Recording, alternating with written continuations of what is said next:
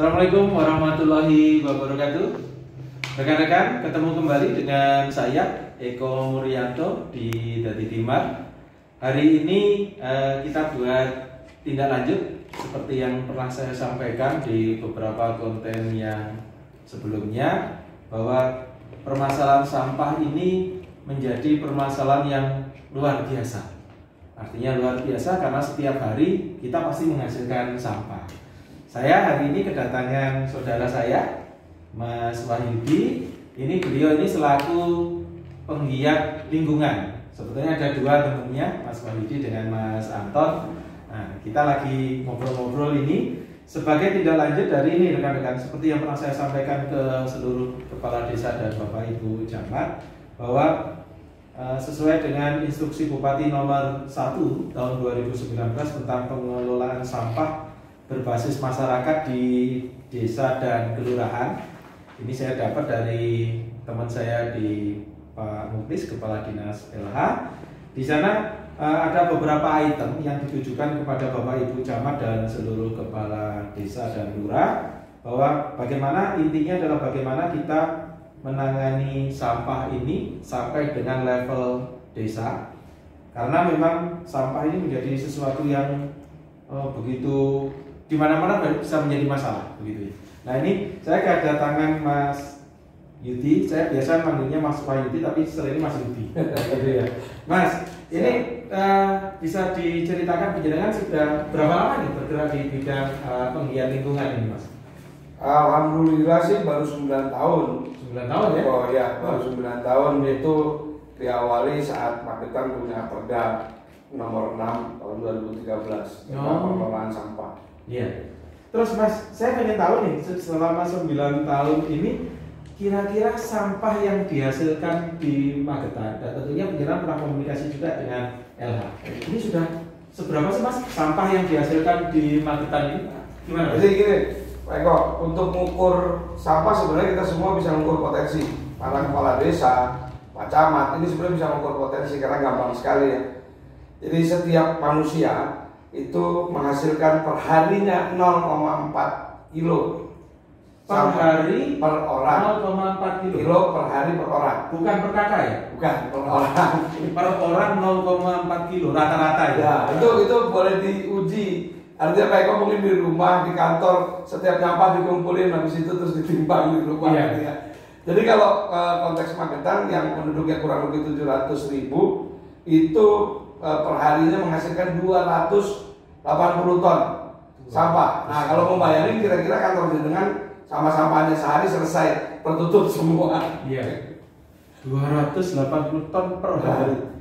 Yang itu terbagi di 207 desa dan 28 kelurahan. Ya. Luar biasa. Dan ini adalah potensi masalah ketika kita tidak ada kepedulian untuk menanganinya. Nah, beberapa waktu yang lalu gini Mas Wahyudi, saya ini tertarik sesuai dengan arahan Pak Bupati kepada saya dan LH, bagaimana kita menangani sampah ini hulu hilir. Artinya sampah itu tidak hanya menjadi sampah, tapi menjadi sesuatu yang menghasilkan. Potensi. Nah, ya, yang punya potensi. Kemarin penjenengan melakukan kegiatan apa itu? Ngumpulin jelantah. Ya, jelantah itu menjadi limbah yang sulit terurai kan. Ya. Tetapi ternyata sampah itu ada nilai yang luar biasa yang dihasilkan di sana. Kemarin sempat berapa hari itu Mas untuk aninya? Prosesnya 10 hari. 10 hari dapat berapa itu? Dapat 5 ton 150 kilo. 5 ton 150 kilo. Itu karena bersama-sama nih. Jadi gini Pak Eko, saya harus jelaskan juga 5 ton itu yang perlu kita garis bawahi karena seluruh masyarakat Magetan selama 10 hari mau secara bersama-sama bergerak mengatasi itu. Nyatanya bisa ya? Nyatanya bisa gitu. Ya kan? Artinya kalau ada gerak bersama apapun pasti kita bisa gitu. Ini menjadi menarik rekan-rekan. Coba kita berpikir seandainya kalau di desa itu ada gerakan atau di lingkungan itu ada gerakan peduli sampah, mungkin jimpitan itu tidak lagi beras nantinya. Bisa saja sampah yang buat ini. Nah, Mas, untuk sampah sendiri, sampah ini di samping jelantah ada potensi lain yang bisa dimanfaatkan, mungkin yang bisa kira-kira ada nilai ekonominya itu di mana Mas? Kalau seluruh sampah anorganik, ya itu sebenarnya merupakan kewajiban kita untuk memilah itu dulu, karena yang membuat lingkungan jadi buruk, jadi kotor itu kan sampah, bukan hanya organik ya, tapi anorganik. Dan anorganik ini karena tidak bisa terurai sehingga dia harus di treatment, dan ternyata itu kalau dikumpulkan betul, dimaksimalkan, itu potensi ekonominya juga ada. Walaupun kami sih biasanya tidak langsung ngomong ke sisi ekonomi ya, karena kan sisi kesadaran dulu yang perlu kita bangun gitu ya. Makanya kami ingin dorong di instruksi Bupati. Jadi kami sangat apresiasi sekali Pak Eko, Pak Bupati kita ini punya kepedulian sehingga beliau mengeluarkan instruksi dari tahun 2019, ya kan? Ya. Cuma memang ini perlu kami sampaikan bahwa instruksi Pak Bupati ini tidak bisa berjalan sendiri, harus didorong seluruh komponen SKPD untuk terwujud, khususnya PMD ini, ya kan? Untuk terwujud supaya menangani sampah tadi yang dimaksud dari instruksi Pak Bupati berbasis masyarakat, ini kan menangani sampah langsung dari sumber. Ya, sumbernya siapa ya, masyarakat gitu kan. Nah, kalau masyarakat sendiri khususnya di sini tingkat desa nggak mau nangani, ya nggak mungkin Magetan bersih. Jadi konteksnya kami melihat instruksi Bupati ini sebenarnya simpel. Kalau mau lihat Magetan bersih, desa-desa bersih dulu. Begitu desa-desa bersih nggak usah ngomong Magetan pasti bersih gitu kan. Ya, betul. Jadi begini, karena memang desa, kecamatan, kabupaten itu merupakan dalam satu sistem yang tidak bisa dipisah-pisah. Artinya kegiatan yang dilakukan di desa, kecamatan, dan kabupaten kita terbagi nih, di wilayah kita ada 18 kecamatan, 207 desa, 28 kelurahan. Saya yakin setiap ada komunitas masyarakat pasti menghasilkan sampah. Nah, bagaimana kita peduli terhadap lingkungan untuk anak cucu kita nantinya, dan untuk lingkungan kita sendiri di tengah pandemi ini, bagaimana kita bisa lebih mengoptimalkan sumber daya yang tadinya tidak ada orang melirik kan? Nah, untuk bank sampah ini begini Mas, kalau lihat peraturan instruksi Bupati ini, bank sampah ini kan desa untuk membuat masing-masing kelompok kerja. Ini menjadi menarik rekan-rekan. Kami sedang mengembangkan BUMDes ini. Nah, kita berangan-angan bagaimana kelompok kerja yang menangani sampah ini bisa kolaborasi dengan BUMDes. Karena nun sewu untuk teman-teman kepala desa, Bapak Ibu kepala desa, fungsi kita tidak hanya profit oriented dengan BUMDes, tapi ada fungsi pelayanan di sana. Bagaimana kita memberikan pelayanan jasa mungkin, kemudian pelayanan pengolahan sampah ini. Nah, kita punya mimpi. Mudah-mudahan bisa di Magetan ini bisa terwujud BUMDes kolaborasi dengan bank sampah untuk menjadi unit usahanya. Nah, saya ingin tahu nih Mas, jadi nanti bank sampah itu menjadi salah satu unit usahanya BUMDes. Di samping fungsi pelayanan, karena Mas Yudi bisa menceritakan kemampuan, kan lama nih bergerak di bank sampah, kemampuan Pemda mengolah sampah dengan jumlah sekian ton itu, kira-kira kemampuan kita yang menurut survei penyiaran berapa itu Mas? Data kami terakhir kalau yang ditangani dinas, yang ditangani dinas ini kan sampai hari ini baru maksimal 40 ton per hari. 40 ton dari 280 ton. 280. Artinya ada 240 lagi. 40 ton yang tersebar di seluruh desa dan kelurahan. Ini menjadi sesuatu yang patut menjadi renungan kita, Bapak Ibu yang menyaksikan konten ini, termasuk Bapak Ibu camat. Mari sama-sama kita lakukan kegiatan untuk kolaborasi. Jadi kalau saya punya mimpi, misalkan BUMDes itu punya satu unit usaha yang menangani sampah, artinya ada bank sampah yang menjadi unit usahanya. Ingat, BUMDes sekarang berdasarkan PP 11 ini sudah menjadi badan usaha. Badan usaha yang berbadan hukum. Yes. Nah, ini kira-kira kebutuhannya itu sebetulnya apa toh Mas? Kebutuhannya bank sampah untuk bisa operasional di desa itu apa kira-kira? Jadi yang pertama kita dulu Pak Eko, bahwa kami sependapat harusnya memang BUMDes ini diintegrasikan ke bank sampah ini diintegrasikan menjadi unit usaha. Kenapa begitu? Karena supaya bank sampahnya tetap bicara sosial, dia menghimbau masyarakat, bangun kesadaran gitu ya, membersihkan lingkungan. Tapi sisi bisnisnya ini harus ada yang nanganin kan? Karena potensi sampah tadi saya bilang anorganik, bahkan mau organik sekalipun kalau kita bisa mengelola, karena sampah organik itu juga sebenarnya kalau bisa dikelola dengan baik, sudah terpilah dari rumah-rumah tangga ini dengan baik, itu sangat mudah untuk kita jadikan kompos, pupuk kompos misalnya. Itu juga punya nilai ekonomi. Nah, tinggal sekarang kan harus ada yang membangun kesadaran dan harus ada yang menangani bisnisnya, gitu loh. Jangan dari teman-teman bank sampah ini nanti jadi berbisnis karena jadi tukang rosok dong.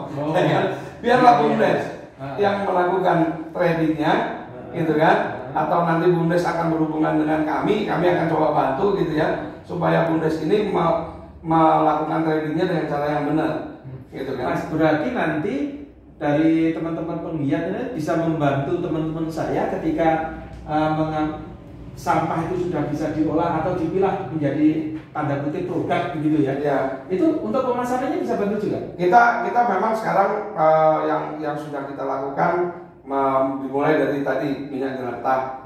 Nah, ini tujuannya apa? Kita kan mau ada standarisasi dari sisi harga ya. Nah, karena kesulitannya itu biasanya karena tidak dikoordinir, sehingga ya masyarakat liar saja. Maksudnya teman-teman bank sampah ini ada yang ke pengepul A, pengepul B, pengepul C, dan karena tidak ada yang kontrol akhirnya harga juga tidak maksimal mereka dapat. Nah, sehingga kami ingin hadir ke depan untuk mulai membuat standarisasi ini, supaya jangan sampai manfaat yang diterima oleh nasabah, ini kan bank sampah, istilahnya nasabah gitu ya. Ini jangan sampai manfaatnya kecil. Karena kita ingin meningkatkan tadi bahwa kalau bahasa jenengan tadi diintegrasikan itu, kami membahasakan sampah ini sebagai sumber daya potensi ekonomi yang sebenarnya juga bisa menjadi untuk mensejahterakan masyarakat itu sendiri gitu ya. Nah, sehingga ini harus ada yang menstabilkan. Kami misalnya sudah mulai di minyak jelantah dari ujung Magetan timur sampai barat itu harga kami standar. Gitu ya, kami menerima dengan harga yang standar. Lalu ke depan akan kami mulai dengan plastiknya, gitu kan. Kami lagi mencari kerjasama dengan perusahaan-perusahaan besar yang ada di Surabaya, Sidoarjo, sehingga mereka bisa kasih kami harga terbaik dan kami pun akan bisa memberikan harga terbaik bagi bank sampah. Ya, otomatis nanti bagi BUMDes gitu. Ini artinya begini, teman-teman jangan salah nangkap dulu. Ini bukan berarti Mas Wahyudi ini berbisnis untuk jualan rosok, bukan jadi tukang rosok, bukan ya.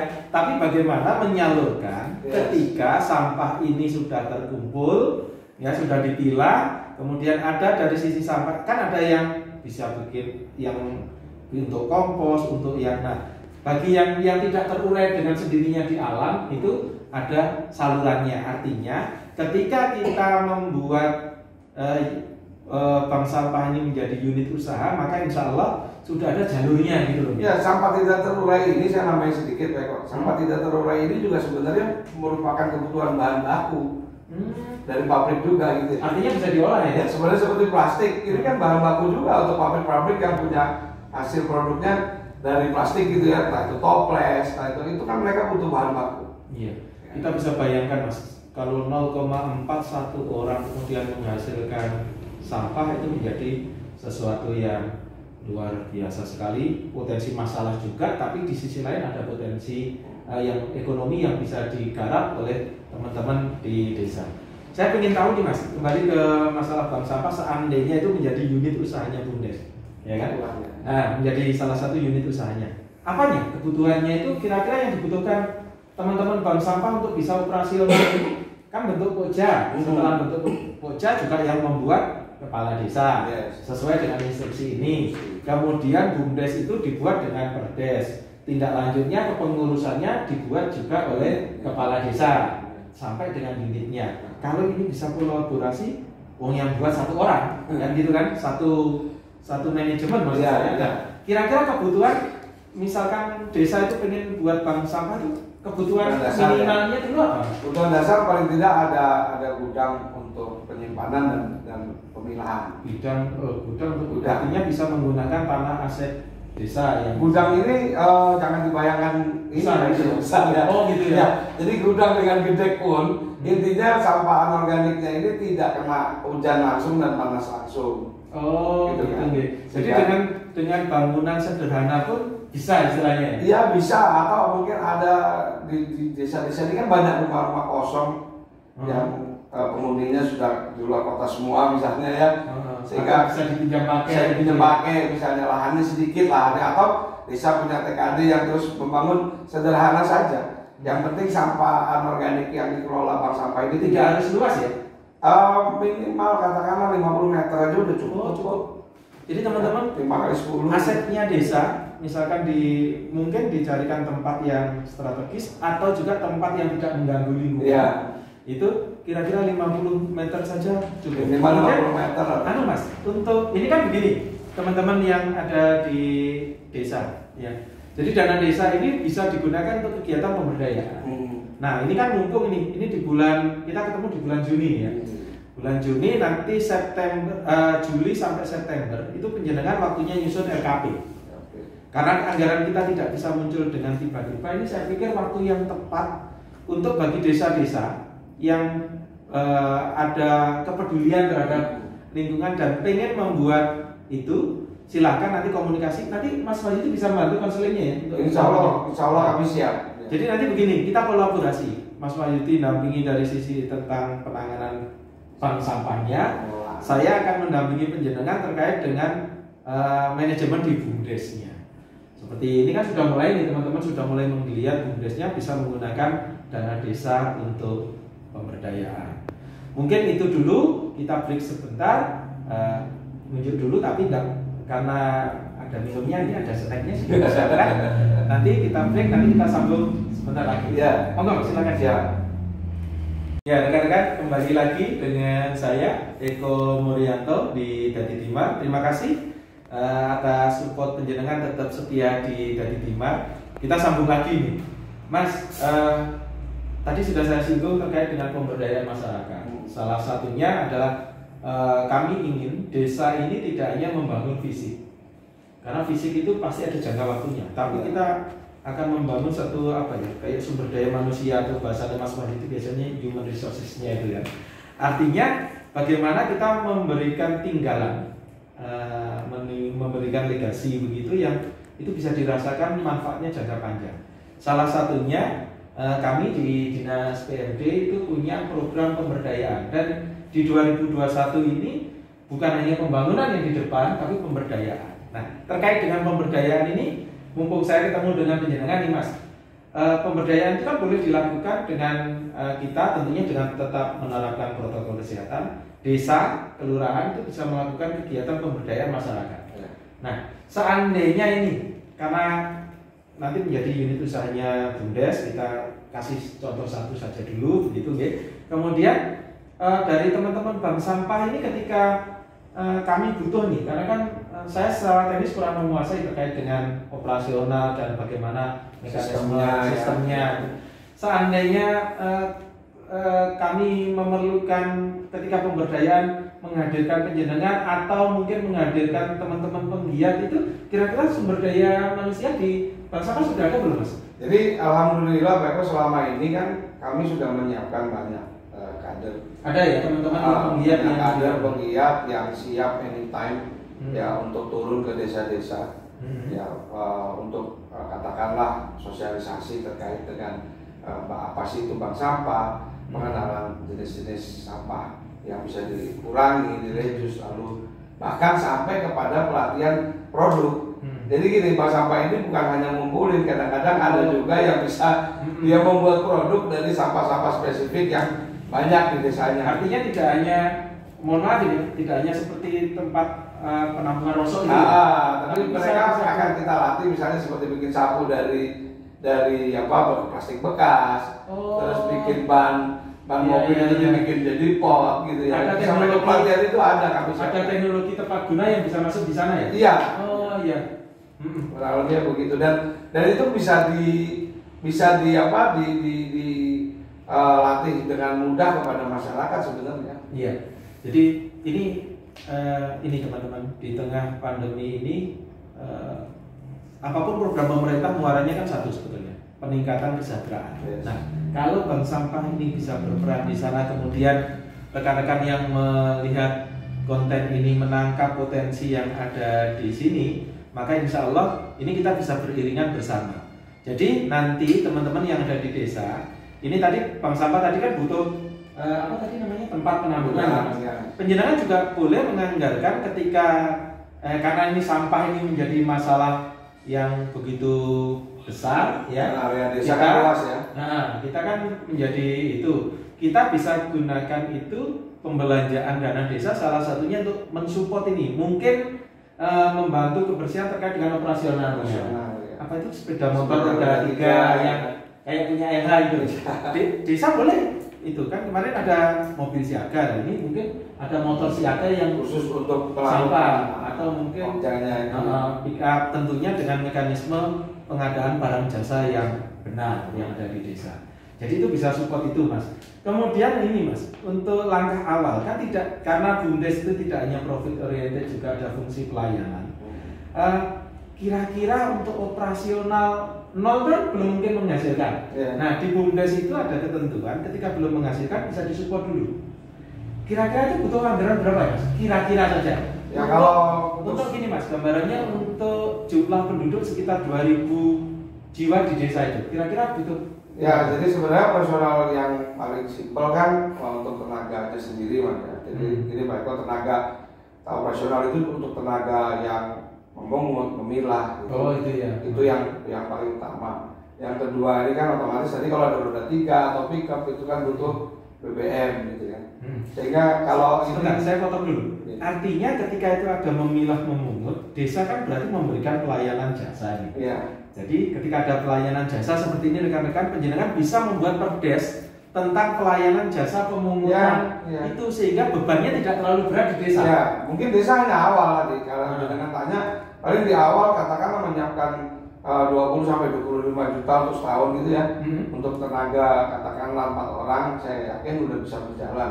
Cuma ke depan memang yang ingin saya sampaikan bahwa BUMDes, jangan desanya mungkin ya, tapi BUMDesnya ya kan, yang melakukan pendekatan kepada masyarakat. Apabila ingin dilayani ya wajar dong kalau masyarakat juga memberikan kontribusi untuk jasa yang dilakukan oleh BUMDes ya kan gitu. Sehingga di lama-lama pihak desa bisa mengalihkan yang tadinya untuk operasional, bisa mungkin untuk peningkatan kapasitas SDM mereka, terus penambahan sarana prasarana gitu kan. Jadi ini menjadi sesuatu yang menarik. Jadi pelayanan yang diberikan oleh BUMDes itu tidak hanya mohon maaf semua rata-rata bergerak di simpan pinjam. Saya pengen punya satu lagi, ketika ini bank sampah bisa operasional, BUMDes bisa memberikan jasa pelayanan kebersihan. Nah, nanti hasil dari pengumpulan itu diolah di bank sampah sehingga bank sampah ini bisa operasional menjadi unit usahanya itu. Nah, itu teman-teman yang menyaksikan Dadi Timar dan termasuk teman-teman saya Purna Praja yang ada di seluruh Indonesia yang saat ini menyaksikan, saya terima kasih. Terima kasih Mas Wahyudi atas kerawuhannya. Memang sengaja saya ingin ada sesuatu yang berbeda terkait dengan sampah ini, karena ini setiap orang pasti menghasilkan sampah. Dan untuk teman-teman yang ada di desa, khususnya yang di wilayah Magetan, kalau penjenengan tertarik, itu silakan komunikasi dengan saya atau dengan Mas Wahyudi, tapi dengan saya aja deh. Nanti Mas Wahyudi kita bisa menghubungi saya. Dan teman-teman bisa ikut gerak membantu. Monggo nanti kita kasih pilot percontohan. Siapa desa yang siap itu silakan komunikasi. RKP-nya kita persiapkan. Kemudian APBDes-nya di 2022 atau mungkin penjenengan bisa mulai kegiatan ini di PAK di 2021 yang insya Allah dalam waktu dekat ini akan mulai awal dulu ya.